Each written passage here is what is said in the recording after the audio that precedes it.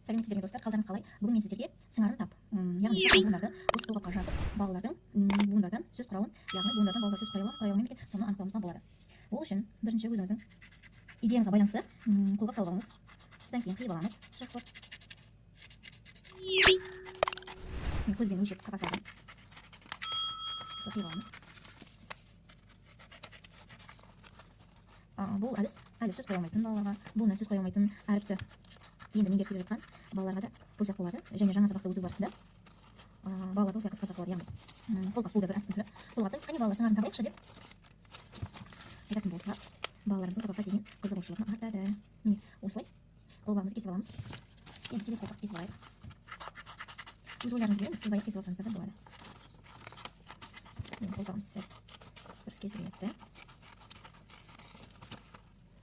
Осылай қиып аламыз.